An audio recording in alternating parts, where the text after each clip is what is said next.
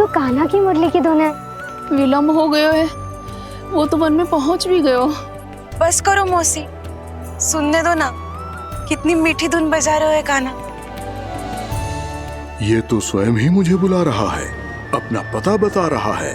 अब तो इसके आखेट में और भी अधिक आनंद आएगा। अवश्य ही एक पाव पे तन के पूरे आत्मविश्वास के साथ त्रिभंग मुद्रा में मुरली बजा रहे होगो कान्हा।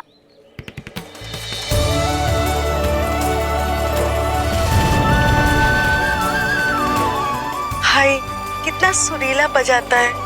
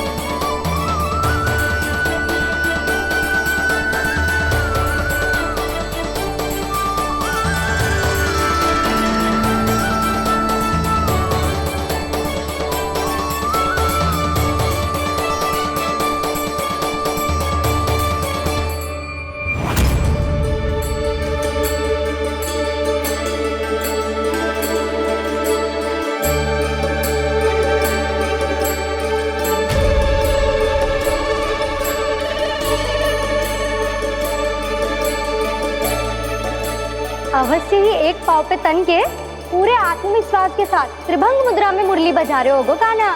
यहाँ तो सभी बालक एक पांव पर खड़े हैं, तो फिर इनमें से कृष्ण कौन है?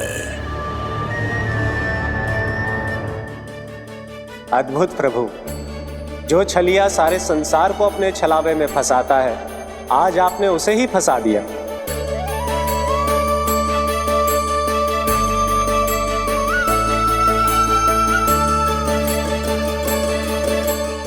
इन सब में से कौन है महाराज कंस का शत्रु, विष्णु का अवतार? कैसे पहचानूं मैं उस कृष्ण को? प्रभु की धुन है ही इतनी मीठी, इतनी कर्णप्रिय कि असुर तो क्या, सारी सृष्टि ही यहां आकर थम जाए।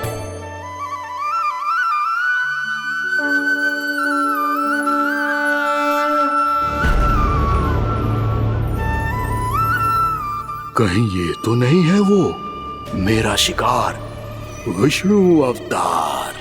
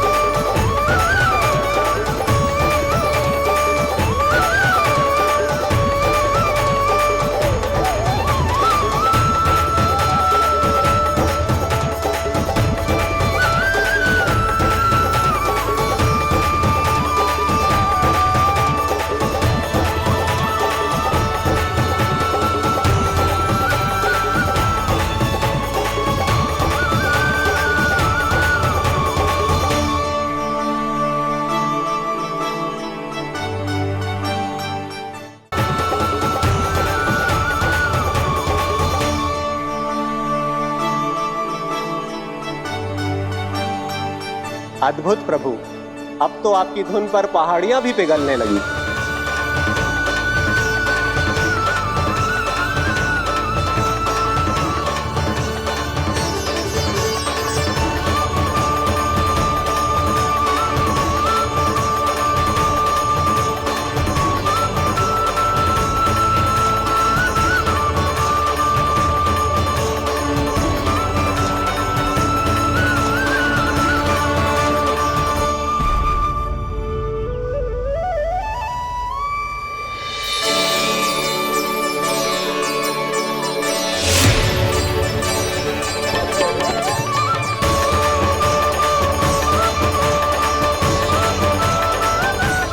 देखते ही देखते पूरी पहाड़ी बावरियल होकर पिघलने लगी है।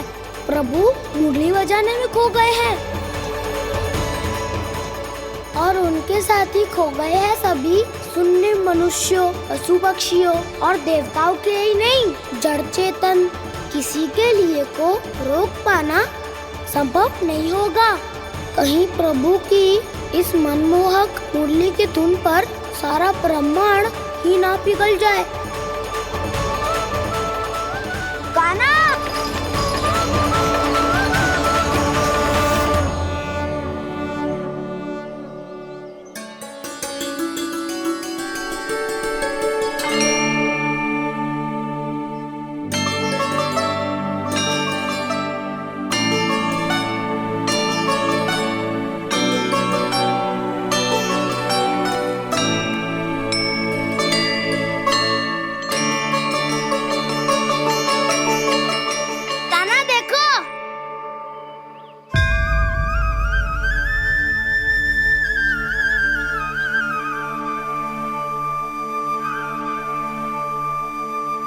या तो आपके चरण का चिन्ह बन गया है प्रभु।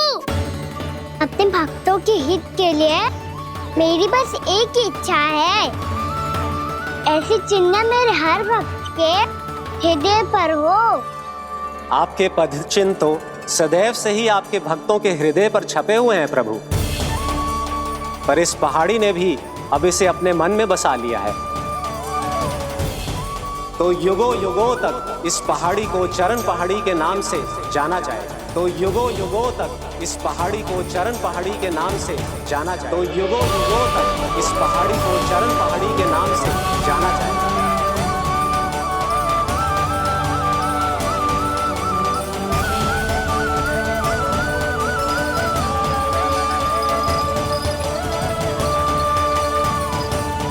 कान्हा, तो हमारे पास से वहाँ कैसे चले गए हो? हमें तो पता भी ना चलो। मैं कहीं ना गया था उज्जवल, और ना ही कहीं जाऊंगा। सदैव यही रहूंगा मैं, तुम सबके पास, तुम सबके मन में। हर एक कोई असुर मुझे तुम सबसे दूर ले जाने का कितना भी प्रयास क्यों ना कर ले।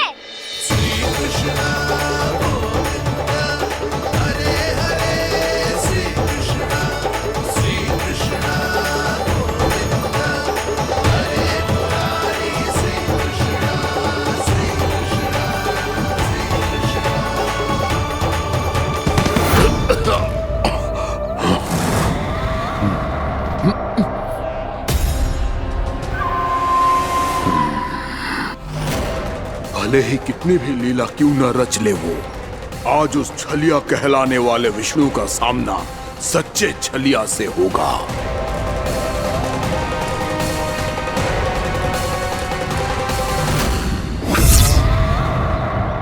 कान्हा, तू कहाँ भटक गया हो तो? नहीं सखा, मैं तो भटके हुए को मार्ग दिखा रहा था।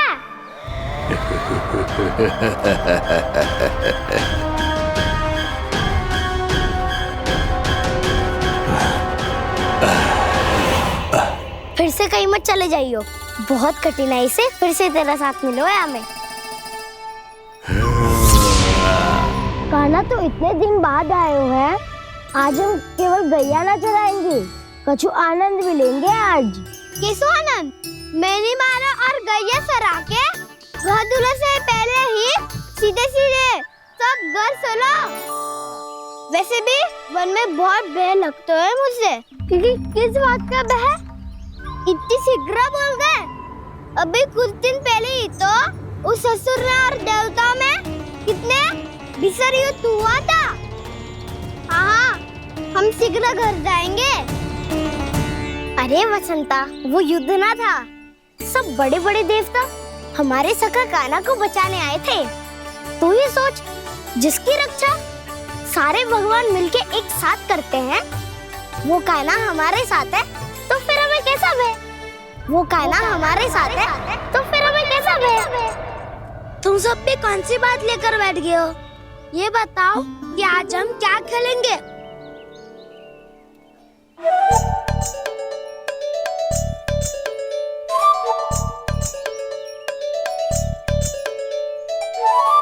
चोर प्रहरी खेले। चोर प्रहरी? हाँ, इस पे एक जन प्रहरी बनते हैं और शेष बनते हैं सब चोर। और चोर का कार्य होगा भागना और छुपना, और प्रहरी का कार्य होगा चोर को पकड़ लेना। अरे वाह कान्हा, क्या खेल बतायो है। इसमें तो बहुत आनंद आएगा। ये खेल भले ही तुम सब खेलोगे बालकों, पर आनंद तो मैं ही लूंगा।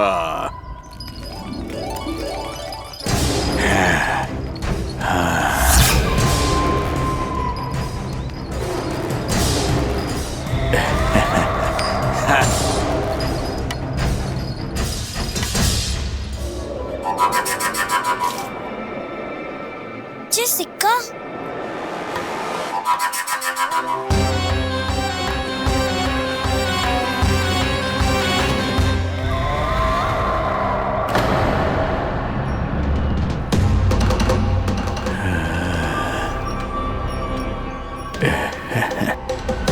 कौन है तुम? छलिया, मायावी छलिया।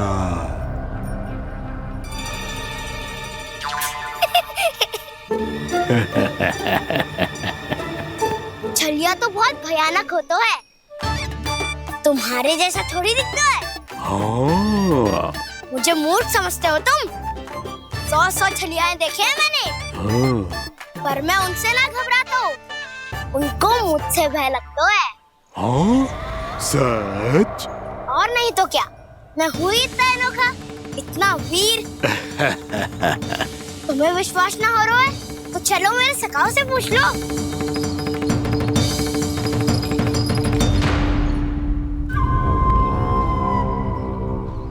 वहाँ क्या देख रहे हो? इधर देखो ज्वर।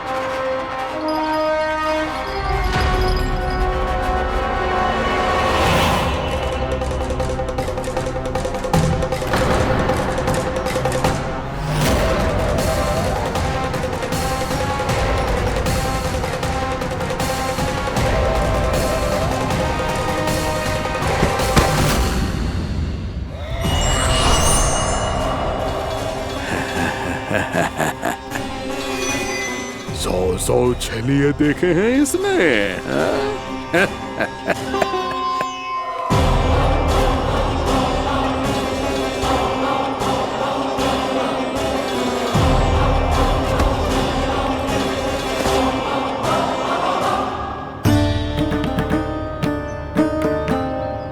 किसे देख रही हो कान्हा? उज्जवल को। कहाँ चले गया वो?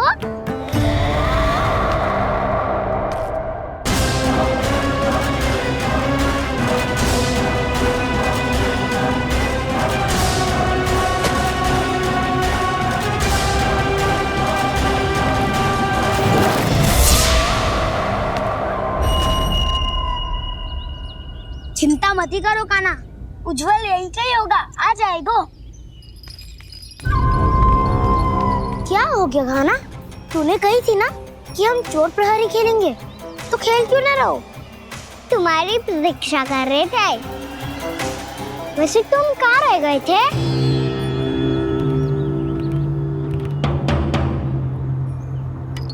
वो ये देखो ना, मुझे क्या मिला, सिक्का।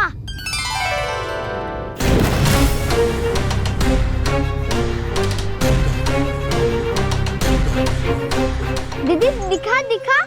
ना ना, ऐसे ना, ये सिक्का मैं उछालूंगा और जिसके हाथ में आया वो बनेगा प्रहरी और अन्य सब चोर। विकार है। यदि मैं प्रहरी बन गया तो बहुत सरलता से इस कृष्ण को पकड़कर गुफा में ले जाऊंगा और वहीं इसकी हत्या कर दूंगा। इसे इसके ही यंत्र में फंसाना होगा मुझे।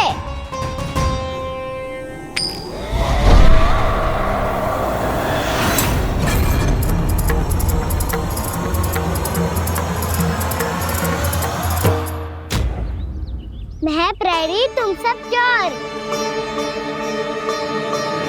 कोई बात नहीं कृष्ण, अब इस उज्जवल की तरह पहले तुम्हारे सारे सखाओं को फंसाऊंगा मैं और फिर ले जाऊंगा तुम्हें।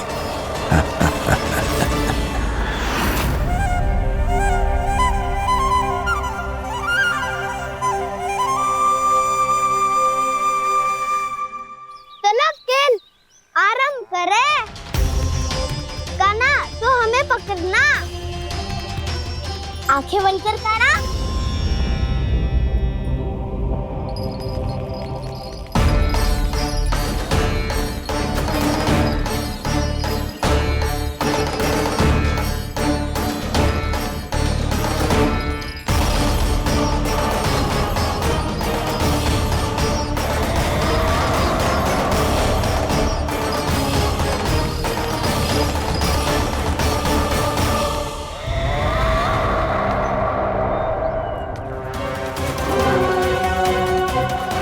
अकेला रह गया ये, अब फंस गया ये। सुबल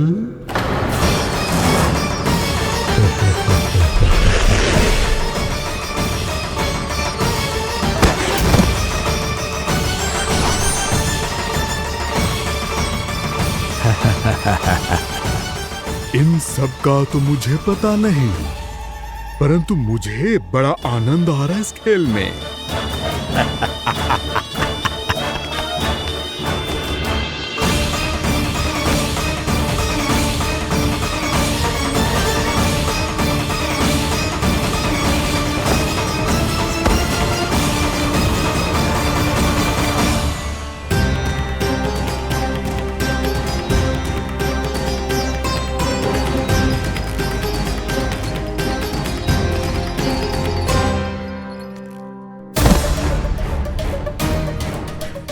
बसंता,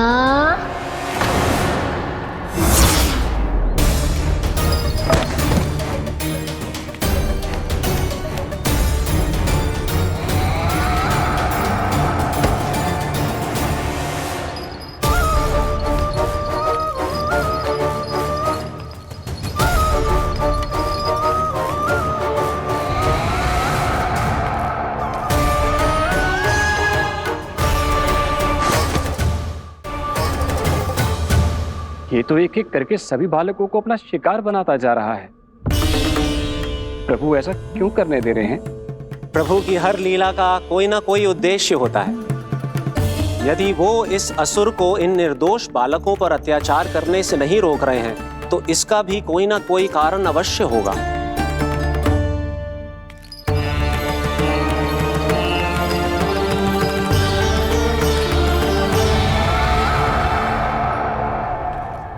श्री दामा,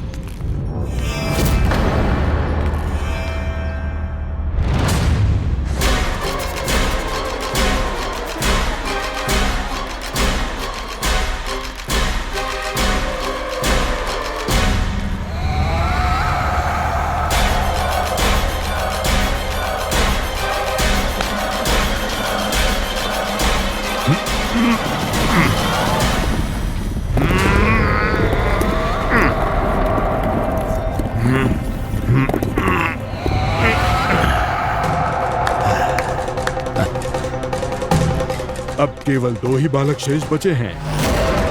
दोनों को पकड़कर ये खेल ही समाप्त कर दूंगा।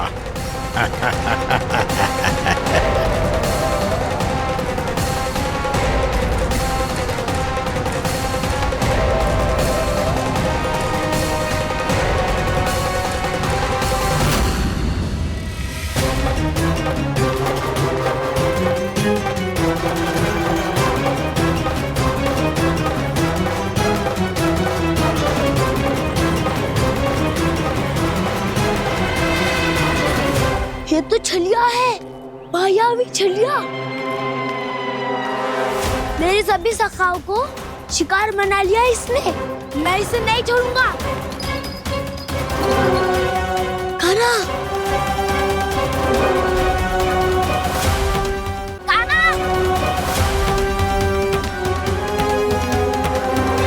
कान्हा, कान्हा।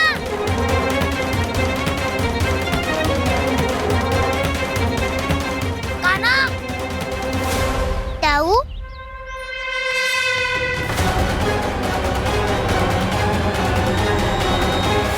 छलिया हो तुम? तुमने मेरे सखाओं का अपहरण किया है। मैं छलिया ना हूँ ना, मैं तो आपका छोटा भाई हूँ, आपका कान्हा।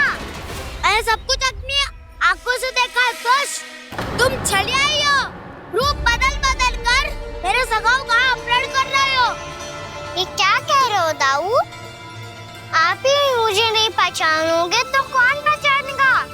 कान्हा, ये नहीं, मैं हूँ वास्तविक बलराम, तुम्हारा दाऊ।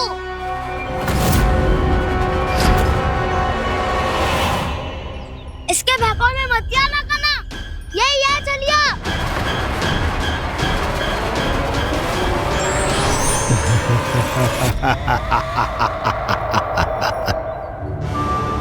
बुद्धिमान बालक, केवल तुमने ही पहली बार में माना है कि मैं ही वास्तविक छलिया हूँ। पर हम तुमसे भयभीत नहीं है दस। इसी क्षण हमारे सखाओं को मुक्त कर दो। अच्छा, यदि इतना ही क्रोध आ रहा है तो जाओ, छुड़ा लो अपने सखाओं को।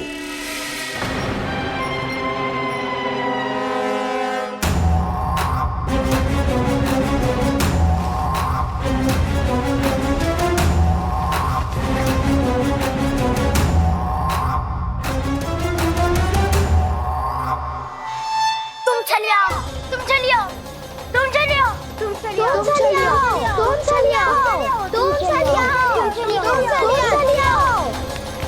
कान्हा, हमारी रक्षा कर।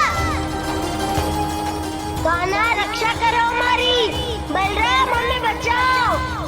कान्हा, हमारी रक्षा करो हमारी। या मैं हूँ ऐसा? किसी का बाल भी पाका नहीं कर पाओगे तुम। बालक, पर मैंने तो पहले ही तुम्हारे सखाओं को उस कंदरा में पहुंचा दिया है। बेचारे इस समय घबरा के रो रहे होंगे, सहायता की भिक्षा मांग रहे होंगे। जानते हो तुम उन सबका अपहरण क्यों कर पाए? क्योंकि मैंने तुम्हें कर नहीं दिया, ताकि मुझे तुम्हारा सामना करने के लिए एकांत मिल सके। अच्छा। जाओ, आप जाके सखाओं को बचाओ। इस दुष्ट के लिए मैं पर्याप्त हूँ।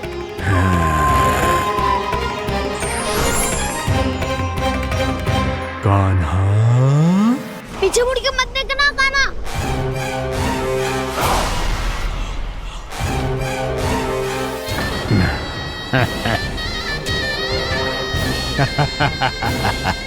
अपने सखाओं की तरह अब तुम भी फंस गए कृष्ण। अच्छी कलाकारी कर लेते हो मेरा सर। किसे सिखाया ऐसा स्वांग करना? स्वांग नहीं, माया है ये विद्या मैंने अपने पिताश्री से सीखी है। माया के महान आचार्य मायासुर। तो तुम मायासुर के पुत्र हो, पर जिसके सामने ना माया जाल बुनने का प्रयास कर रहे हो, ये माया के स्वामी है।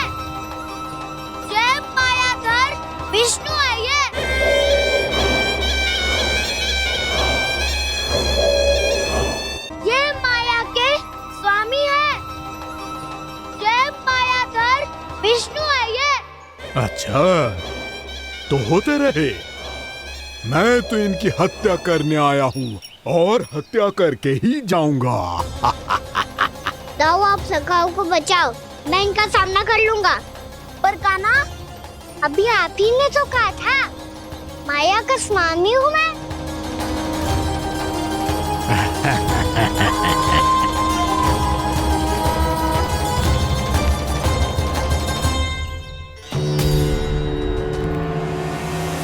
ये तो मथुरा का व्यापारी है।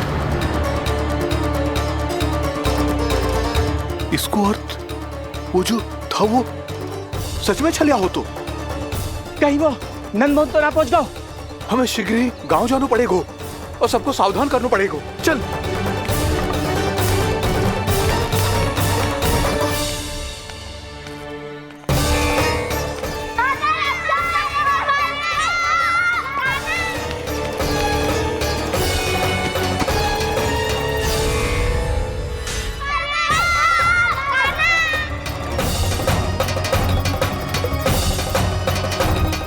यदि तुम्हें लग रहा है कि मेरे छल के वार से बच गए हो तो मुझसे भी बच जाओगे।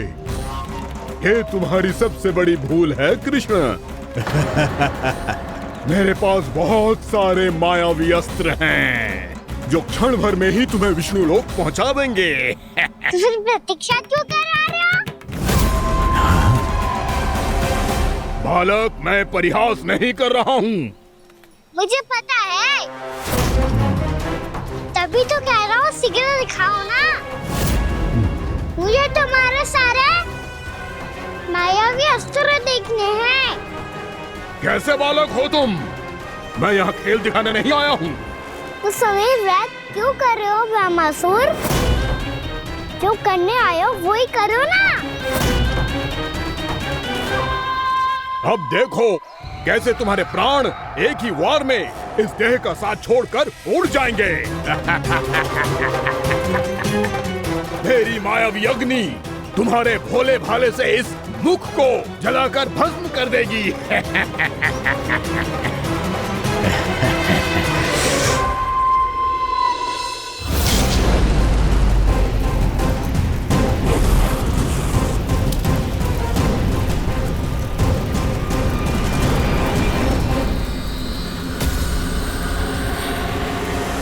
कह रही हो ब्रह्मासुर? भोला भाला तो दिखता हूँ मैं। मैया भी यही कहती है।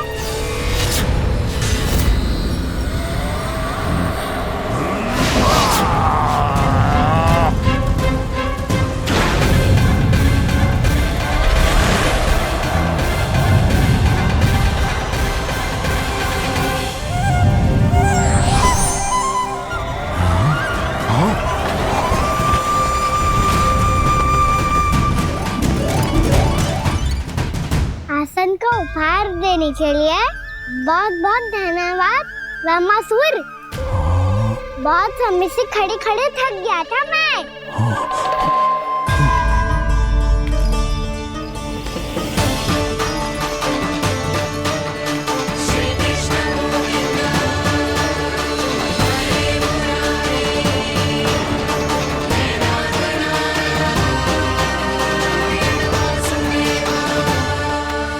अगला अस्त्र दिखाओ ना।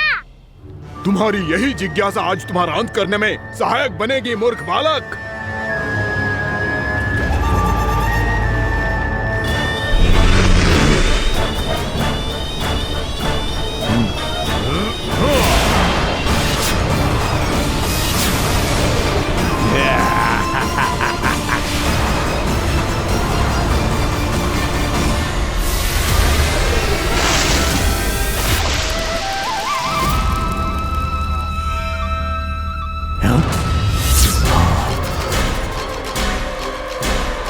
अच्छा, पर प्रक्षालन करना चाहती थे तो पहले क्यों नहीं बताया? मुस्कुराना बंद करो। तुम्हारी ये हंसी मुझे कांटों की तरह चुभ रही है। पर मैया तो कहती है कि मेरी मुस्कुराहट फूलों की तरह है।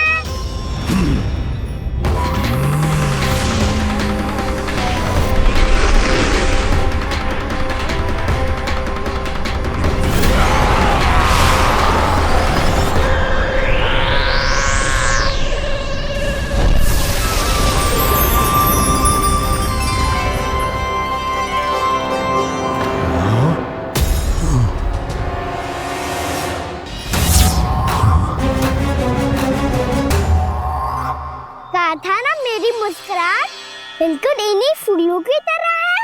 और तुम कर क्या रहे हो मामा सर? कभी आसन दे रहे हो, कभी पद प्रक्षालन कर रहे हो, और अब फूल भी चढ़ा दिया है। तुम मुझ पे वार करने आए हो कि पूजा करने? तुम्हारी पूजा तो मैं अब ऐसी करूंगा कि तुम मृत्यु के बाद भी मुझे भूल नहीं पाओगे बालक।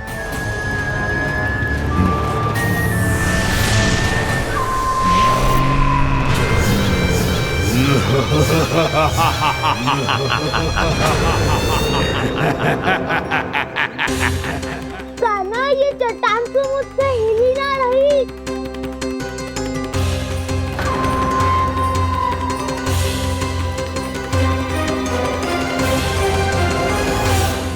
अभी कंदरा के अंदर कुछ क्षणों में ही प्राण वायु समाप्त हो जाएंगे। तुम्हारे सारे सखा एक एक कर अपने प्राण त्याग देंगे और तुम्हारा वध करूंगा मैं।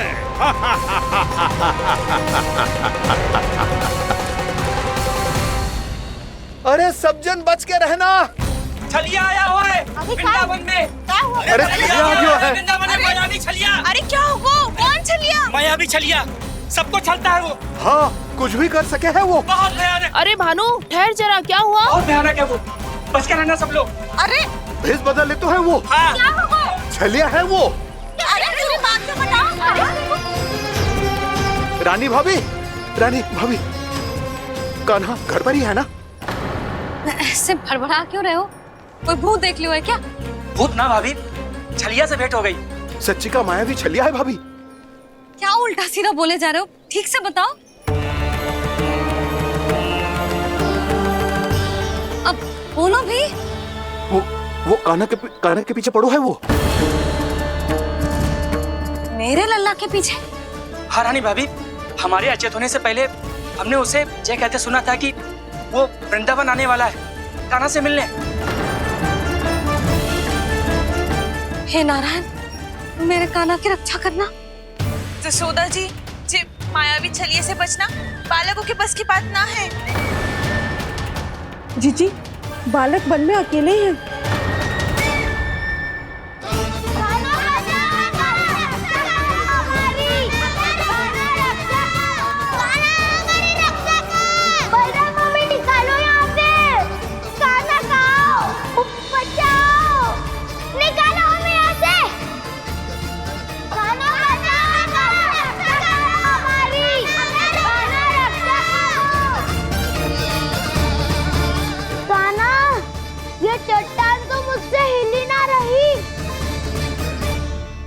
यदि मैं माया का स्वामी हूँ तो आप भी बल के स्वामी हो। ताऊ, अपनी क्षमता, अपना सामर्थ्य स्मरण करो।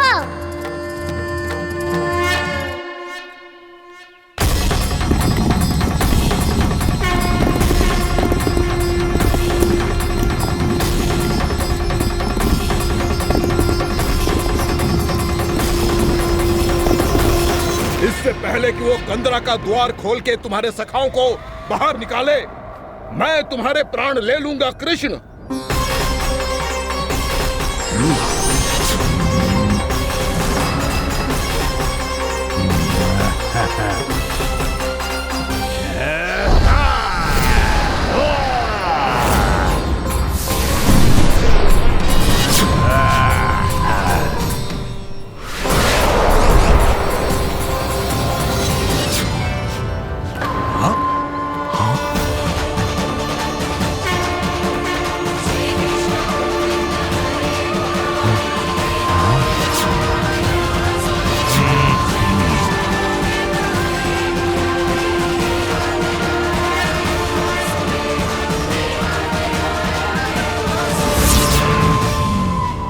कितनी पूजा करोगे ब्रह्मासुर?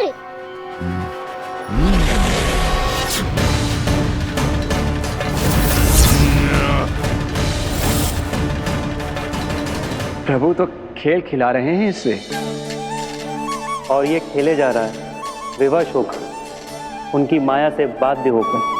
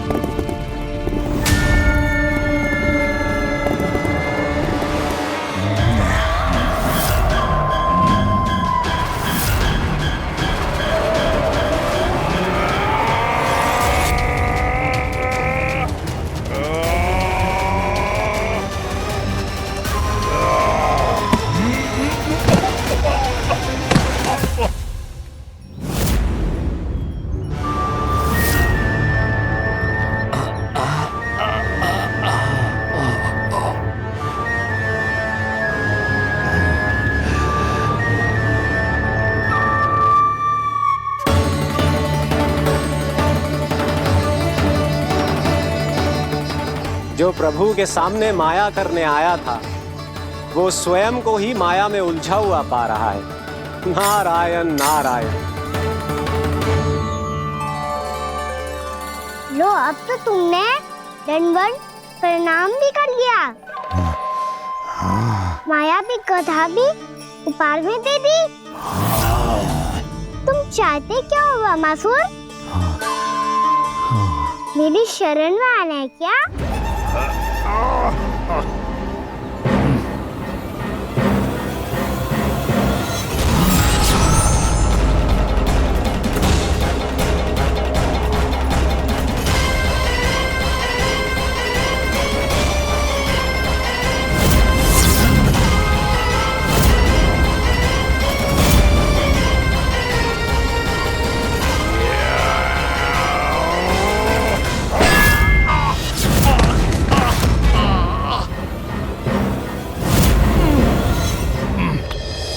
सोच विचार का समय ना है हमारे पास।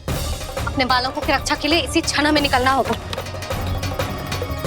और वो छलिया किसी का भी रूप धारण कर सकते है। सुलक्षणा तेरा, शांति तेरा या मेरा, किसी का भी रूप धारण करके हमें भ्रमित कर सकते हो। इसीलिए हमें सतर्क रहना होगा। समझ आई? चलो।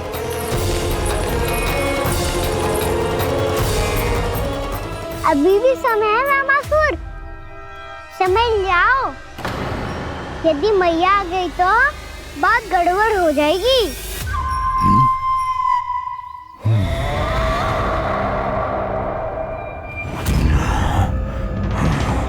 मुझसे झूठ का कोई लाभ नहीं होगा।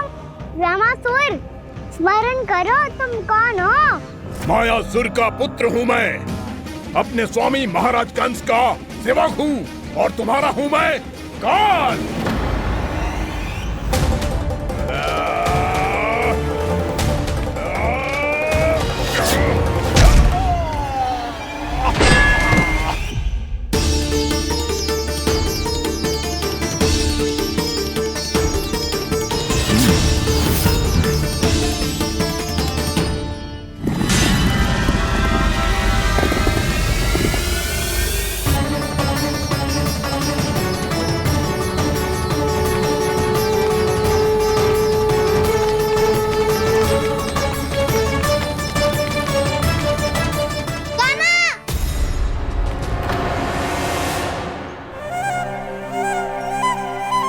बाबा कहते हैं दुष्टों को पहले बातों से समझाना चाहिए, फिर भी ना माने तो अस्त्र ना उठाना दृढ़ता होती है।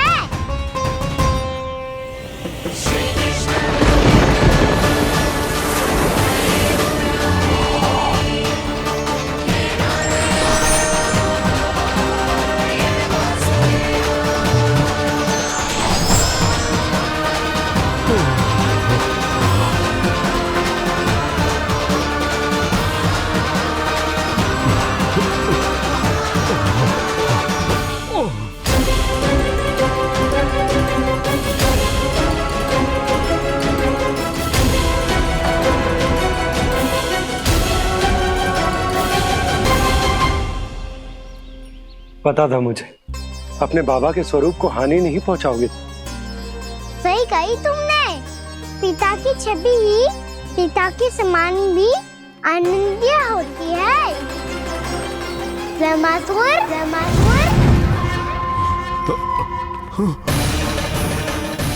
ये मैं अपने वास्तविक रूप में कैसे आ गया?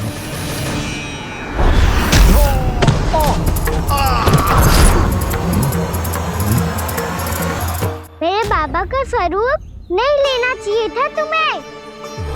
मैया ने सिखाया है भूल को क्षमा किया जा सकता है, पर जानबूझ के किए गए अपराध के लिए दंड ही एकमात्र विकल्प होता है। ये बार बार अपनी मैया का नाम ले रहा है। यदि मैं वो स्वरूप लूं तो अपनी मैया पर वार नहीं कर पाएगा ये।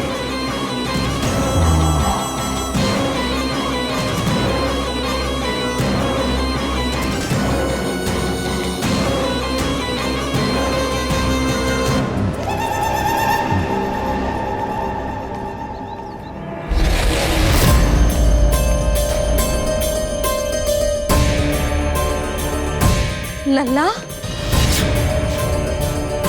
मैं तेरी मैया हूँ, अपनी मैया को मारेगा? बच गया। समझाया था पर तुमने एक बार फिर से मूर्खता कर ही दी।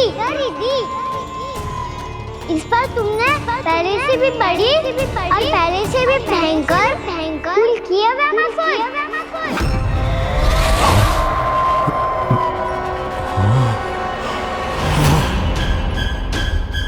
ये क्या हो रहा है मुझे? बार बार मेरा रूप क्यों बदल रहा है? ममता को समझे बिना अधिक समय तक मैया का स्वरूप हरण करके नहीं रख पाओगे वैमासुर।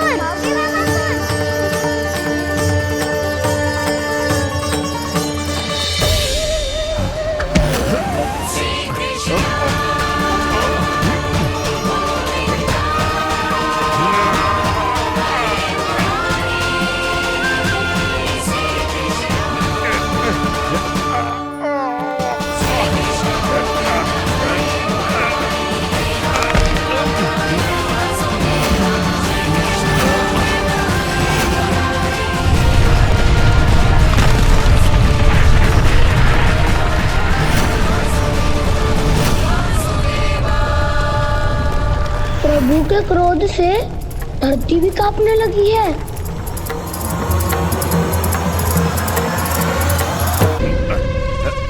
पुत्र को मारने के उद्देश्य से एक माँ का रूप लिया तुमने। ये ममता का और मेरी मैया का घोर अपमान है वैमासुर।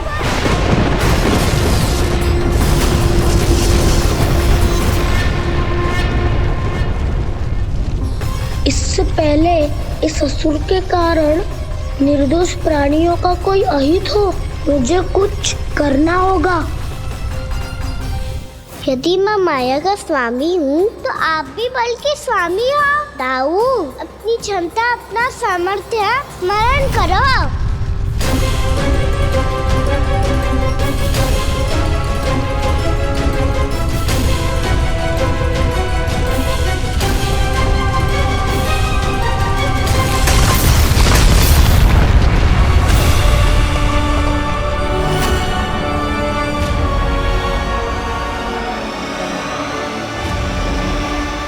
अद्भुत बल दाऊ, अद्भुत। अपने बल का उचित प्रयोग करके आपने प्राणियों को हानि होने से बचा लिया और ये भी सिद्ध कर दिया कि इस युग में आपसे अधिक बलवान और कोई नहीं होगा। आज से आप बलदेव के नाम से भी जाने जाएंगे। आज से आप बलदेव के नाम से भी जाने जाएंगे। आपके चरणों का ये चिन्ह युगों युगों तक आपके बल की कथा कहता रहेगा।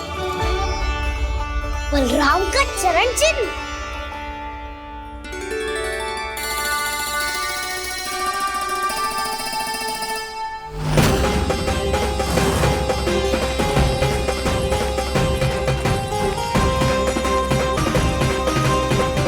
मेरी माया से आज तक कोई नहीं बच पाया है। एक बार मुझे छोड़कर देखो, फिर पता चलेगा कि मैं हूँ कौन। पहले ये तो देख लो कि मैं कौन हूँ।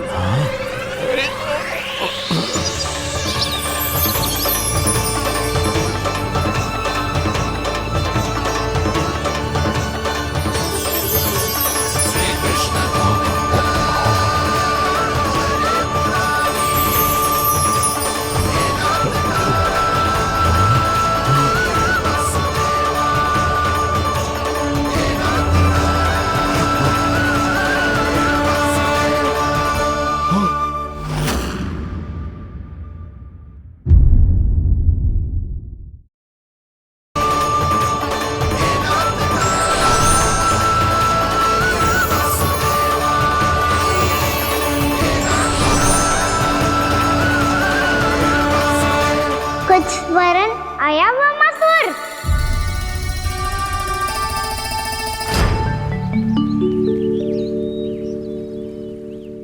बहुत समय पहले की बात है। बहुत बड़े भूमाकर राज करते थे तुम। तुम्हें महान राजा भीमम के नाम से जाना जाता था। सब कुछ था तुम्हारे पास, पर शांति नहीं थी। इसीलिए शांति की खोज में अपना संपूर्ण राज अपने पुत्रों को सौंप कर मलय पर्वत की ओर चल दिए। अनेक वर्षों की तपस्या के बाद तुम्हारे तप की कीर्ति चारों ओर फैलने लगी और फिर सच्चे तपस्वी की धूप में तुम्हारी ख्याति से प्रभावित होकर महर्षि उलट तुमसे भेंट करने आए। राजा भीमरथ, आपने ईश्वर की प्राप्ति के लिए सब कुछ छोड़ दिया, पर अपना अभिमान नहीं छोड़ पाए। इसीलिए मेरे आगमन पर सम्मान के साथ खड़ा होना तो दूर, मेरा अभिवादन भी नहीं किया। अभिमान तपस्वी का गुण नहीं होता है राजन, अभिमान राक्षसी गुण है। इसलिए मैं आपको श्राप देता हूँ कि आप अगले जन्म में एक राक्षस के रूप में जन्म लेंगे, एक राक्षस के रूप में जन्म लेंगे। मुझे क्षमा कर दीजिए महर्षि, मैंने जानबूझकर आपका अपमान नहीं किया है। मैं तो यहाँ पर शांति की खोज में आया था। अपने भीतर के संसार में गहरे सोच विचार में डूबा हुआ था मैं। मुझे क्षमा कर दीजिए महर्षि, मुझे क्षमा कर दीजिए। अपनी भूल का आभास प्रायश्चित की ओर पहला पग होता है। मैं अपना श्राप तो वापस नहीं ले सकता, परंतु आपको एक वचन अवश्य दे सकता हूँ। जब भी प्रभु नारायण का अवतार होगा, आपको उचित समय पे वो वरदान देंगे जिसकी आप लंबे समय से प्रतीक्षा कर रहे हैं।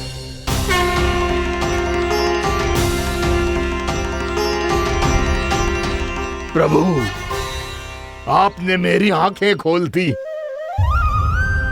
अब मुझे पता चल गया है कि आप कौन हैं और मैं कौन हूँ। इसलिए आप मुझ पर कृपा करके अपने चरणों में स्थान दे दीजिए।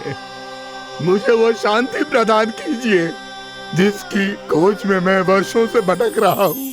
शांति तो मोक्ष में ही है, इसीलिए मैं तुम्हें मोक्ष का वरदान देता हूँ।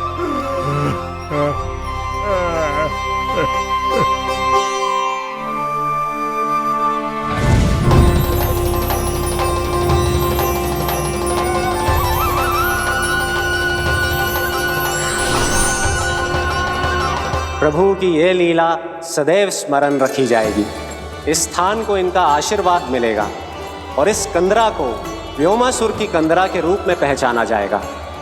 भविष्य में अनेक ऋषि मुनियों की शरण स्थली बनेगी ये कंदरा। दीदी, ये कोई साधारण बालक ना है। ऐसा चमत्कार कोई साधारण बालक थोड़ी ना कर सकते है। तुम सत्य कह रहे थे बलराम, कान्हा सच्ची में भगवान ही है। तभी तो सब देवता इसे बसाने और इसकी ओर से युद्ध करने आते हैं। तुम सब ऐसे आंखें फाड़ के क्यों देख रहे हो मुझे?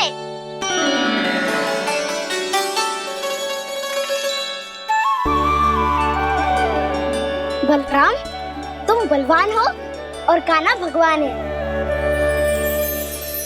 दूर दूर तक कोई दिखाई न दे रहा है। ना जाने किस हाल में होंगे बालक। कहीं हम ही तो मार्ग ना भटक गए शीघ्रता के चक्कर में। अब तो एक पग भी ना चलो जा रहे हो। जल, किसी के पास जल है क्या? कंठ तो मेरा भी सूख रहा है मौसी। भाभी, निकट ही जमुना जी है, कहूँ तो वहाँ से जल ले आओ। मैं भी जा रही हूँ भाभी, एक से भले दो। हाँ चल, शीघ्रता से आओ। हाँ।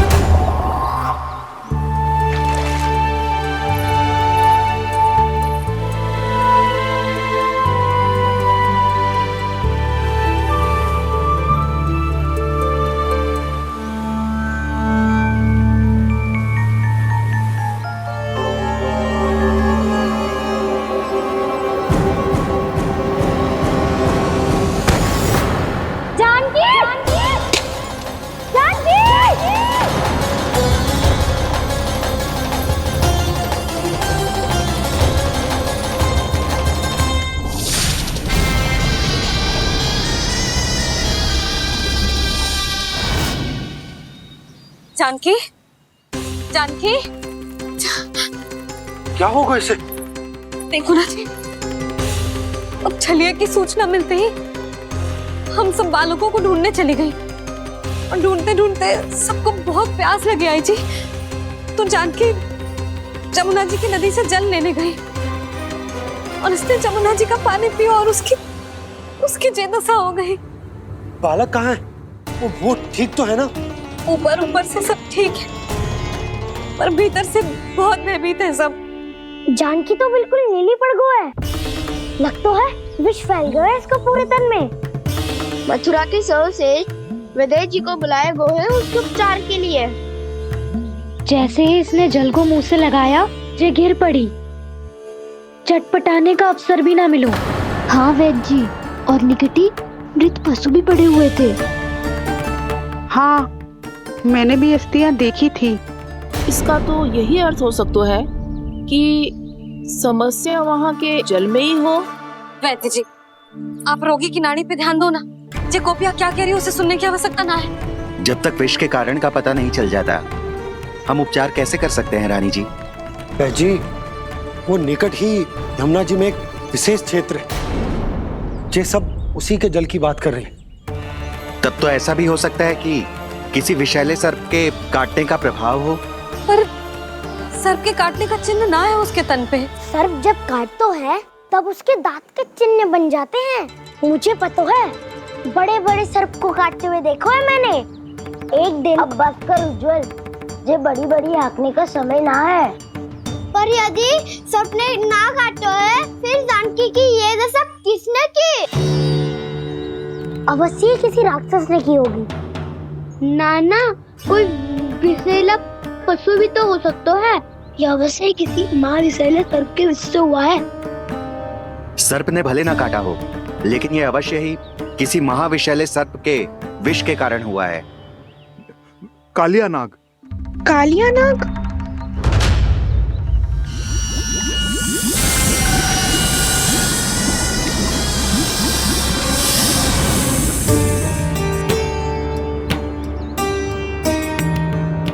संकेतों से तो ऐसा लगता है कि जानकी ने कालिया नाग के क्षेत्र के विशाल जल पी लियो है।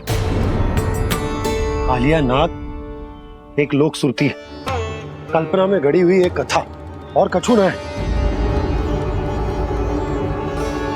हमें जाके पता लगाना पड़ेगा। पर हमें वहां जाने से मना किया है ना बड़ों ने। उज्जवल सही कह रहे हो है। इस समय जानकी के स्वार्थ से अधिक महत्वपूर्ण और कछु ना है। जानकी हमारे लिए ही जलाने गई थी जी। ना मैं उसे जाने देती ना जैसा वो तो। वैद्य जी, आप शीघ्र कछु करो, कैसे भी कछु भी करो, पर इसके प्राण बचा लो।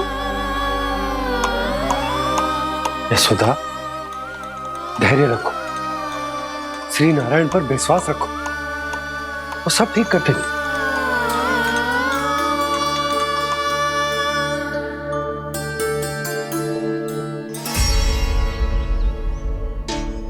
विष की काट की मेरे पास जितनी जड़ी बूटी थी, मैंने सब अर्क बना के पिला दी, पर इसकी दशा में अभी तक कोई सुधार नहीं दिख रहा है। यह अंतिम जड़ी बूटी है। अगर इससे भी चमत्कार नहीं हुआ, तो फिर जो नारायण की इच्छा।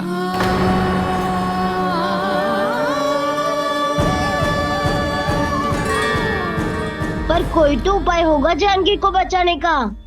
कान्हा, यदि तुझे किसी औषधि के बारे में पता है, हमें बता दे, हम जाके ले आएंगे।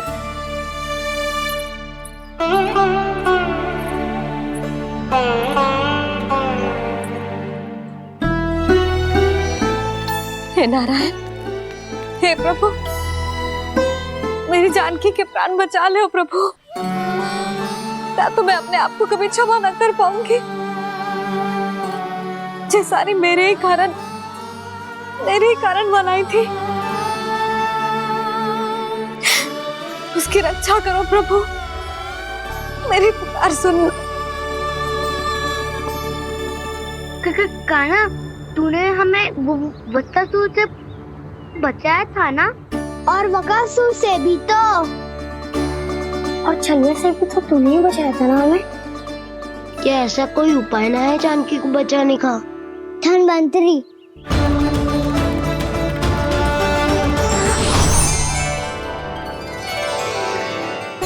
मैं आ गया हूं प्रभु, चिंता मत कीजिए,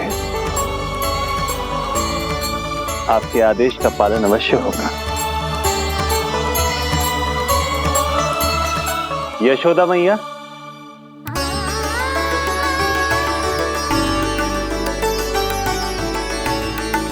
मैया आपको कोई पुकार रहा है।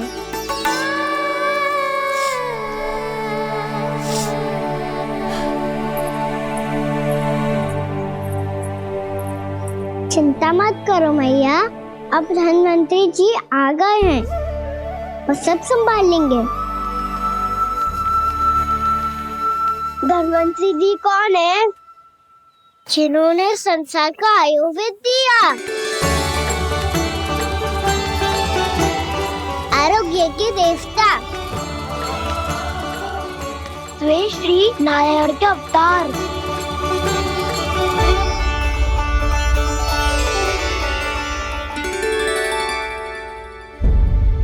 मुझे पता चला है कि आपको वेद की आवश्यकता है। हाँ हाँ, भीतर आइए। आइए आइए बैठे जी। जी रहे।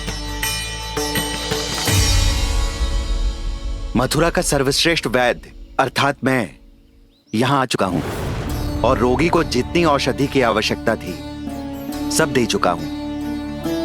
निश्चित रूप से आपने विष की काट के लिए बहुत ही उत्तम अर्घ तैयार किया है, इसीलिए किसी और वैद्य की आवश्यकता नहीं है। किंतु आप अकेले कितना कुछ करेंगे वैद्यराज, मुझे अपना सहायक ही बना लीजिए। पर जो करना था मैं पहले ही कर चुका हूँ। हाँ, वो तो आप कर चुके हैं, बस रोगी के तन से विष निकालना शेष है ना वैद्यराज? हाँ हाँ, बस वही शेष है। इनके रक्त को विष रहित करने में मैं आपकी सहायता करूंगा। पहले ये संजीवनी मानी जाने वाली इन लाल फूलों की बूटी को भी घिसना है ना?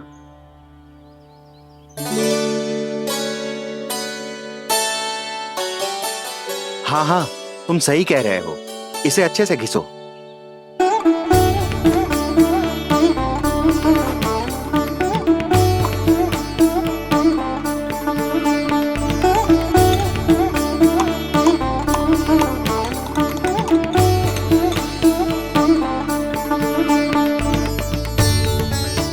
और ये नीले फूलों को भी तो मिलाना है ना?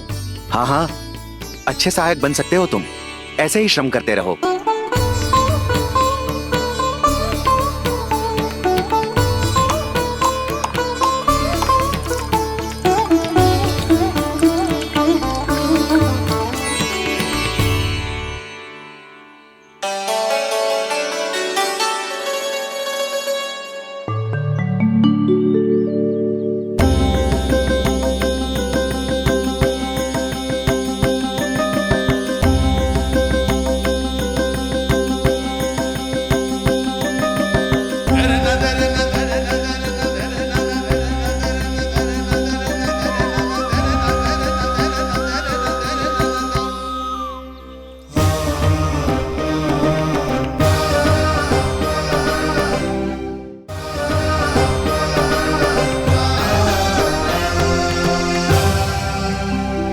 जानकी स्वस्थ हो जाएगी ना धन्वंतरी जी?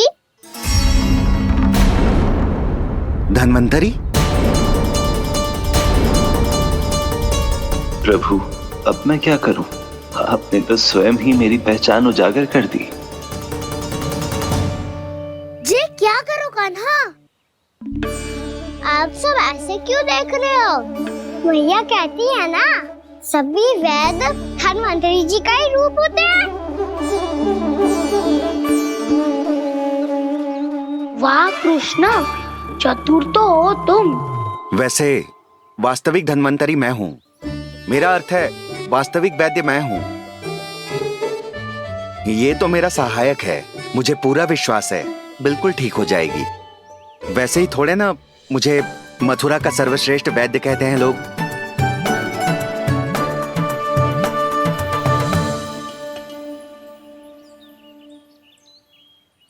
जसोदा भाभी, जसोदा जी, जानकी को चेतना आ गई। जानकी, जानकी, जानकी, तू ठीक है ना? क्षमा करना भाभी, मैं आपके लिए जल ना ला पाई। बस बहुत भूख लगी है। मैं अभी कुछ लाती हूँ। जानकी, माखन खाओगी?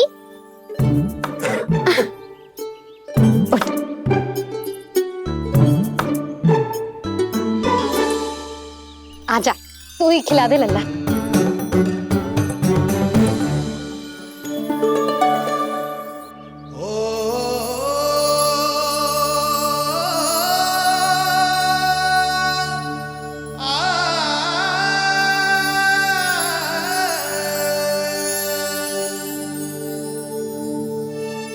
तुम सब मेरे लल्ला को माखन चोर कहती हो ना? आज देखो, अपना ही माखन जानकी को खिला रहे है।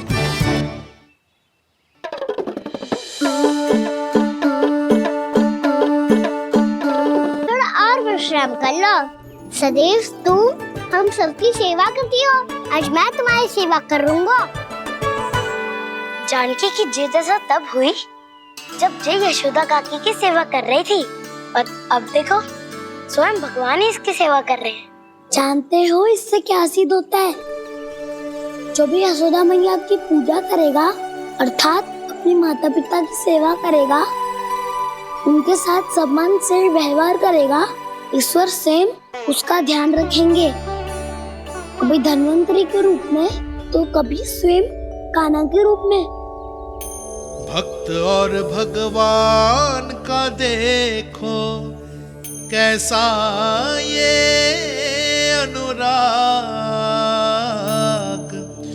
स्वयं करे सेवा प्रभु, अद्भुत गोपी का भाग्य। प्रभु इन सब पृथ्वीवासियों से कितना घुल मिल गए हैं। ना तो ये प्रभु को भगवान मानते हैं और ना ही प्रभु अपने आप को इनसे सर्वश्रेष्ठ समझते हैं।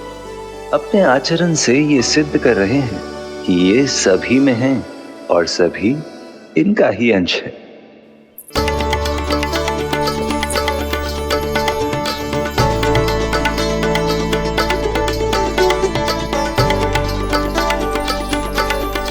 प्रभु, अब मुझे जाने की आज्ञा दीजिए।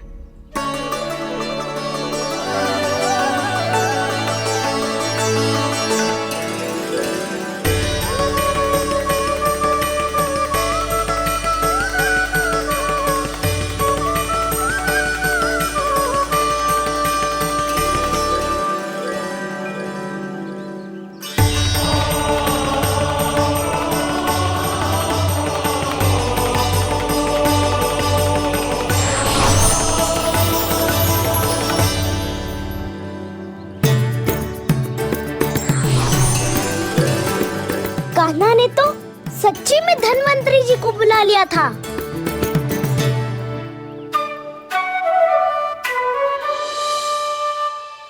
जब से कान्हा का जन्म हुआ है ना, मैं तब से देख रही हूँ, तब से हम पे कोई भी संकट आती है ना, तो अचानक से कोई अपरिचित हमारी सहायता करने आ जाता है, और जाते समय कान्हा की आज्ञा लेके जाते है, और कभी कभी तो इसे प्रभु बोल के जाते है। बाबा संभालो।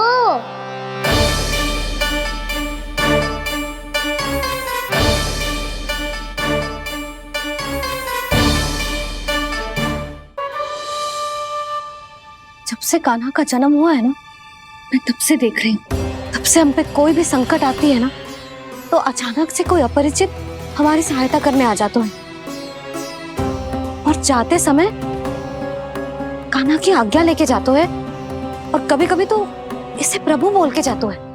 बाबा संभालो।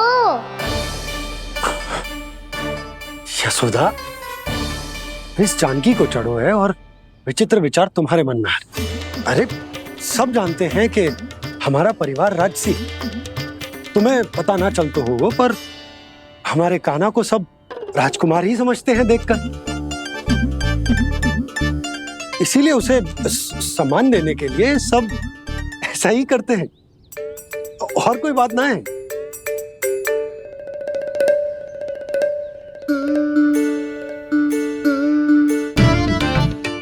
अब जे मेरे लल्ला को ऐसे क्यों घूर रहे हैं? बुरी दृष्टि लगाएंगे क्या?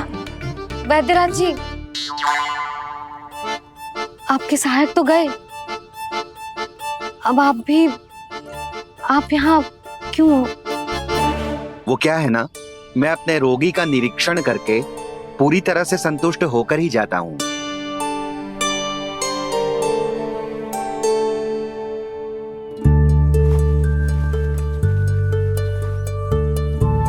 हाँ, संकेत तो अच्छे हैं, कल सुबह तक बिल्कुल ठीक हो जाएगी। धन्यवाद वैद्य जी।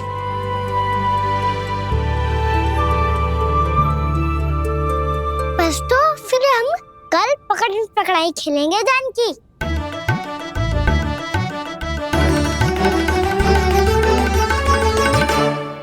भानु, बंसी, जाकर उस क्षेत्र के चारों ओर बाड़ बनवा दो और वहां सूचना पट्ट भी लगा देना, ताकि जानकी के साथ जो हुआ है वो किसी और के साथ ना हो। शीघ्र जाओ। जी ठीक है।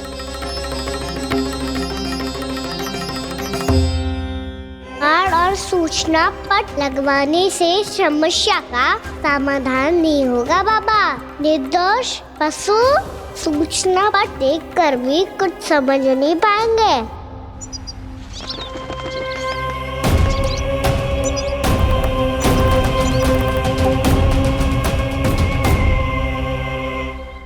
तो तुम्हारे कहने का अर्थ यह है कि व्योमासुर मारा जा चुका है और वो बालक अब भी जीवित है।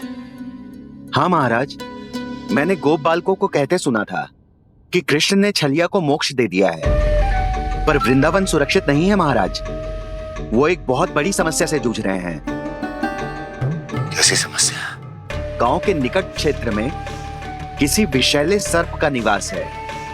उसके विष का प्रभाव इतना भयानक है महाराज, जैसे विष ना हो, स्वयं हलाहल हो। मेरी कोई भी औषधि रोगी का उपचार नहीं कर पा रही थी। निकट के क्षेत्र में कहां है वो सर्प? गोप मानते हैं कि वो सर्प गांव के निकट यमुना नदी के जल में रहता है। मुझे तो लगता है महाराज, ये कालिया नाग की कथा कोई किंवदंती या लोक श्रुति नहीं, एक सच्चाई है, एक विषैली सच्चाई।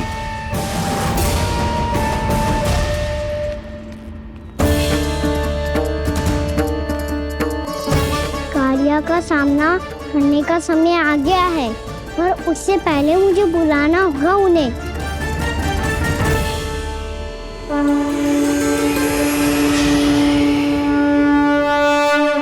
संसार के दारुण भय का नाश करने वाले, सभी कष्टों का हरण करने वाले, विश्व का समस्त ऐश्वर्य प्रदान करने वाले, कमल जैसे लोचन, मुख और चरणों वाले आजानुभुज श्री राम को मैं बार बार नमस्कार करता हूँ। आपदामपहर्तारं दातारं सर्व संपदाम लोकाभिरामं श्री रामं भूयो भूयो नमाम्यहम्। कागभूसोंडी कागभूसोंडी कागभूसोंडी। प्रभु क्षमा करें, मुझे जाना होगा।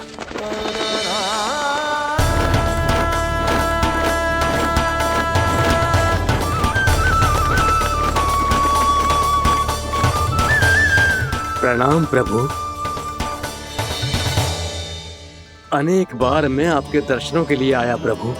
कभी नंद भवन के झरोखों से आपके दर्शन करके चला जाता था, तो कभी दूर किसी वृक्ष की आड़ से आपको निहार लिया करता था। आज आपने स्वयं मुझे बुलाकर धन्य कर दिया प्रभु।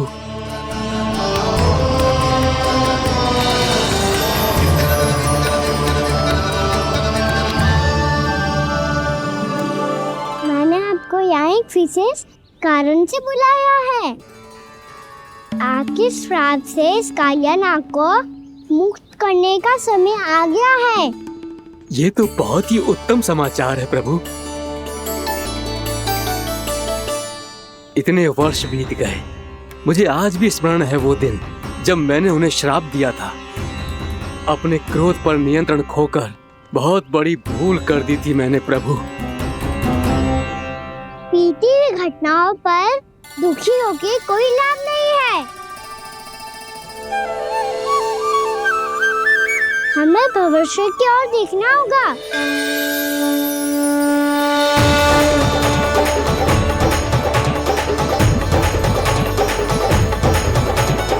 आदेश कीजिए प्रभु, क्या आज्ञा है आपकी? जब मैं कालिया नाग का सामना करने जाऊं, तो आप यही रहेगा। आपको अपने आप पता चल जाएगा कि कब क्या करना है। और हाँ, लौटते जाते समय नारद मुनि से कहिएगा, वो आकर मुझसे भेंट करे। अवश्य प्रभु, प्रणाम। क्या इसने सच्ची में देवर्षि नारद को बुलाया है? नारायण नारायण, आपको संदेश भेजने की आवश्यकता नहीं थी। आप स्मरण करते और मैं चला आता। तुम्हारा कल्याण हो नारद।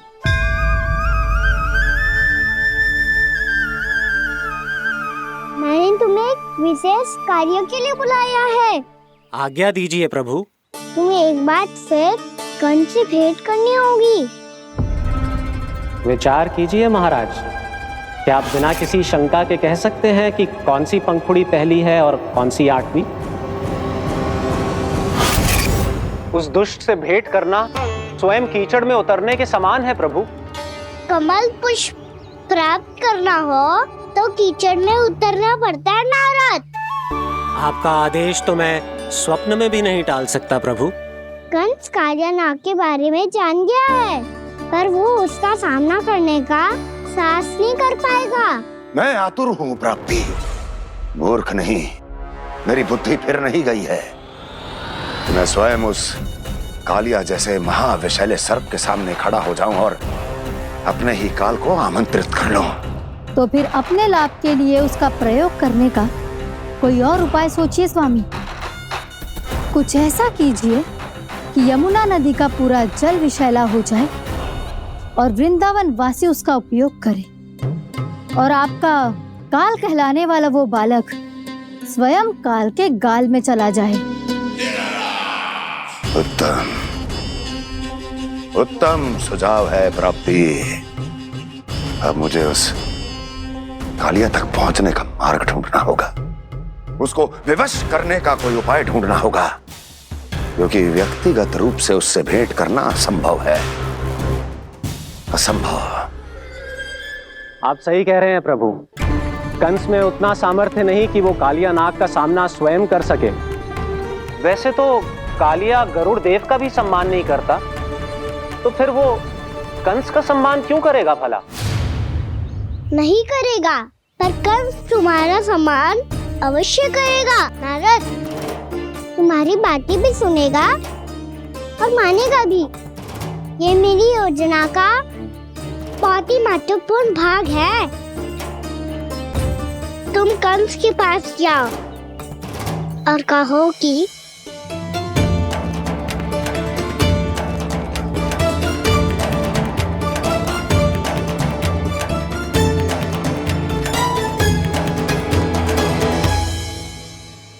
संतान अपने माता पिता को तीर्थ का सौभाग्य दिलाती, पर मेरा लल्ला कितना महान कि उसने हमारे घर को ही तीर्थ बना दिया। ऐसा तीर्थ जहां मेरी आंखों के सामने भक्त और भगवान का मिलन हो रहा है। जो आज्ञा प्रभु।